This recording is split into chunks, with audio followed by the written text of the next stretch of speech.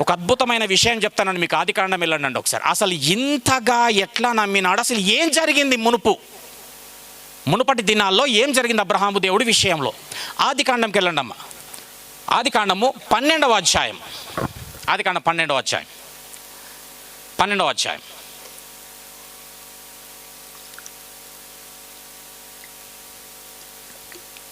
2వ వచనం. చాలు, 2వ వచనం చూడండి ఒకసారి. ఇది బాగా వింటేనే అర్థమవుతుంది, లేకపోతే అర్థం కాదండి. నిన్ను గొప్ప జనముగా చేసి అబ్రహాముతో అంటున్నాడు దేవుడు, నిన్ను ఆశీర్వదించి నీ నామమును ఏం చేస్తా, నేను గొప్ప చేస్తా, నీవు ఆశీర్వాదముగా ఉండువు, నిన్ను ఆశీర్వదించు వారిని నేను ఆశీర్వదిస్తా, దూషించు వారిని నేను శపిస్తా. బాగినండి, ఇక్కడ నుంచి అండర్లైన్. భూమి యొక్క సమస్త వంశములు నీ యందు, అండర్లైన్, నీ యందు ఆశీర్వదింపబడతాయి అబ్రహామా. భూలోక వంశములన్నీ కూడా నీ యందు ఆశీర్వదింపబడును. నీ యందు అంటే ఎవరి యందు? చెప్పండి ఒకసారి, ఎవరి యందు? అమ్మా ఇస్సాకు. అబ్రహాంతో అంటుండు, నీ యందు ఈ భూలోక వంశములు అన్నీ కూడా ఆశీర్వదింపబడతాయి. ఏమర్థమైంది ఇప్పుడు ఇక్కడ నీ యందు అంటే? అర్థం కావాలంటే ఇంకొక దగ్గరికి వెళ్ళాలా, 22వ అధ్యాయం. అక్కడే బాగా అర్థం చేసుకోండి. నీ యందు, అండర్లైన్, నీ యందు భూలోక వంశములన్నీ ఆశీర్వదింపబడతాయి. ఇప్పుడు ఇక్కడ ఎవరిని పిక్చర్ పెట్టుకుంటారంటే అబ్రహాము దేవుడు ఇక్కడ ఉన్నాడు, అబ్రహాము దేవుడితో మాట్లాడుతున్నాడు. ఇది పిక్చర్ మీ మైండ్లో పెట్టుకొని ఇక ఇది అండర్లైన్ చేసుకుంటూ పోండి. నీ యందు అంటే ఏంది? 22:18వ వచనం. మరియు నీవు నా మాట వినినందున, మళ్ళీ ఇక్కడ భూలోకము నందున్న జనములన్నీ నీ సంతానము వలన ఆశీర్వదింపబడును. ఇక్కడ జనములు అన్నా వంశములు అన్నా ఒక్కటే. నీ సంతానము వలన ఆశీర్వదింపబడును. నీ సంతానము వలన అంటే ఎవరి వలన? చెప్పండి, అందరు చెప్పండి, ఎవరి వలన అండి? ఎవరికి అర్థమైంది అది చెప్పండి. నాకు అట్లనే అర్థమైనాయి. అబ్రహాము వలన, కొంతమంది ఇస్సాకు వలన, రైట్? నీ సంతానము వలన ఆశీర్వదింపబడితే ఏంటి? ఈ భూలోక జనములన్నీ, వంశములు అన్నీ కూడా అబ్రహామ నీ సంతానము వలన. నీ యందు అంటే అర్థం అండర్లైన్ చేసుకోమని కదా, నీ యందు అంటే నీ సంతానం. హల్లెలూయా. ఇప్పుడు నీ సంతానం అంటే ఏంది? నీ యందు అంటే నీ సంతానం. నీ సంతానం వలన భూలోక వంశములన్నీ కూడా, జనములన్నీ కూడా ఆశీర్వదింపబడును. మరి ఇప్పుడు నీ సంతానం అంటే ఏందంటే మనకు అర్థమయ్యింది అబ్రహాము లేకపోతే ఇస్సాకు అయి ఉంటాడు. ఇప్పుడు నీ సంతానం అనేది అర్థం కావాలంటే గలతీయులకు రాసిన పత్రికకి వెళ్దాం. గలతీ, రైట్. నీ సంతానము, మళ్ళొకసారి చెప్పండి అందరు, నీ సంతానము, రైట్. సంతానము, నీ యందు అన్న నీ సంతానము అన్న ఇక్కడ ఒకటే. ఇప్పుడు నీ సంతానం అంటే ఇంకొంచెం ఓపెన్ చేద్దాం, మనకు సీక్రెట్ బయటపడుతుంది, రైట్. గలతీయులకు రాసిన పత్రిక 3వ అధ్యాయం 16వ వచనం చదవండి బిడ్డ.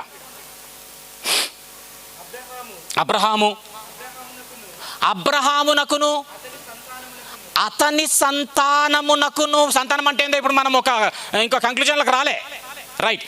అబ్రహామునకును అతని సంతానమునకును చేయబడ్డాయి అండి వాగ్దానాలు. ఎక్కడ?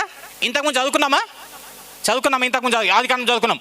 వాగ్దానములు చేయబడిన, అవును ప్రభు, కరెక్ట్, ఇప్పుడే వాగ్దానాలు చేసినావు.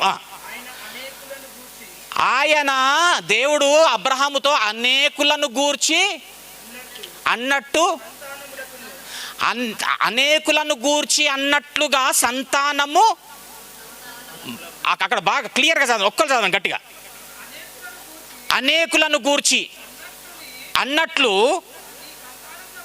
నీ సంతానమునకును,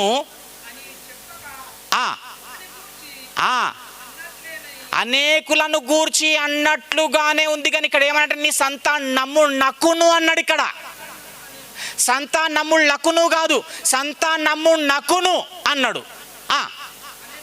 నేను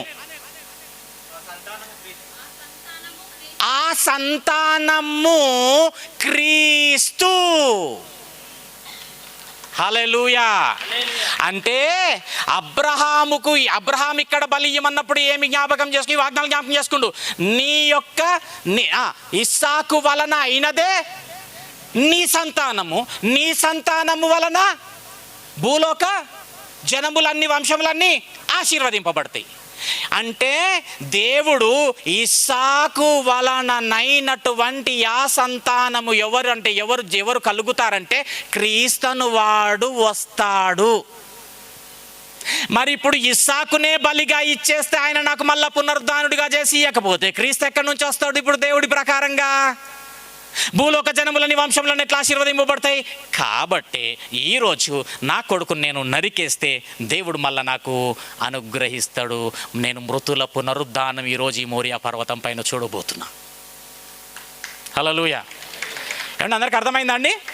నీ అందు అంటే నీ సంతానము అంటే ఏంటంటే క్రీస్తు. ఈ క్రీస్తు వలన భూలోక జనములన్నీ నేను ఆశీర్వదిస్తా అబ్రహాము అని వాగ్దానం చేసింది నాకు. మరి ఈ యొక్క సంతానము వచ్చేటటువంటి ఈ యొక్క ఇస్సాకు వలన వచ్చే ఈ సంతానము వచ్చేది ఉంటే మరి ఇస్సాకుని తీసేసి ఈ సంతానం ఎక్కడి నుంచి వస్తుంది అంటే ఈరోజు ఏం జరుగుతుంది? అద్భుతం జరగబోతుంది. మృతుల పునరుద్ధానం నేను చూస్తే ఈరోజు నేను నా దేవుడి ద్వారా మృతుల పునరుద్ధానం చూస్తా. అబ్బా, మళ్ళా అక్కడ ఆశ్చర్యమైన అద్భుతమైన విషయం ఏంటంటే ఆయన నిరీక్షణకు ఆధారం లేదు, ప్రూఫ్ లేదు. భూమి మీద ఎవ్వరు అట్లా చనిపోయి లేచిన దాఖలాలు లేవు. ఒకవేళ మనతోనే అంటే ప్రభువా ఏడా చచ్చిపోయిన లేచినట్టు చూడకపోతే మరి నా కొడుకుని చంపేస్తే అటే పోతాను, నాయన నేను ఇయ్య ప్రభువా అనేటోళ్ళం. నాయన నీ కుమారుని ఇయ్యు అంటే అవునా ప్రభు నేను రేపు చెప్తా ప్రభువా, ఎందుకు ఇంట్లో జర మాట్లాడుకొని రేపు చెప్తా ప్రభు. హల్లెలూయా.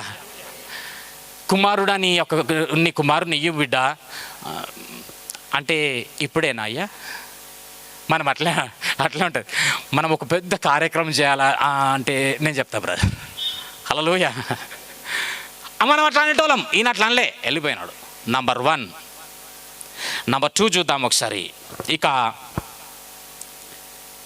దేవుడు కూడా అనుకున్నాడు, నా కొడుకుకు పేపరు చెప్పాలా లీక్ అయ్యింది, అర్థమైపోయింది, పాయింట్ లీక్ అయిపోయింది. ఏం లీక్ అయిపోయింది? బాగా పట్టేసిండు. నీ యొక్క ఇస్సాకు వలన అయినదే సంతానం అన్న కదా, అది పట్టేసిండు. ఇక నరికేస్తాడు ఇప్పుడు వద్దని చెప్పి ఆపు నాయన అని చెప్పి ఒక గొర్రె మేకను పొటెన్లు సెట్ చేసి దేవుడిని పాటు దీన్ని ఇచ్చేసేసి నువ్వు సపరేట్గా నీ కోరుకొని తీసుకొని వచ్చేసి మృతుల పురాణం తర్వాత ఉన్నదని చెప్పిండట. హల్లెలూయా. ఈనాడు జర్ర వెయిట్ చేసి అనుకో లేపిండంట, లేపి అయ్యపోయిందంట. అమ్మో, అప్పుడు అనుకున్నాడు దేవుడు, అబ్బో నా కొడుకుకు పేపర్ లీక్ అయిపోయింది, పాయింట్ లీక్ అయింది, వేసినా వేస్తాడు, మృతుల పునరుద్ధానంకి ఇంకా జర సమయం ఉన్నది, ఇప్పుడే వేసేటట్టున్నాడు. ఓ అబ్రా ఆడ మేకుంది తెచ్చుకొని గొర్రెని తెచ్చి నీ కొడుకుని తీసి సపరేట్గా దిగన్నారంట. హల్లెలూయా.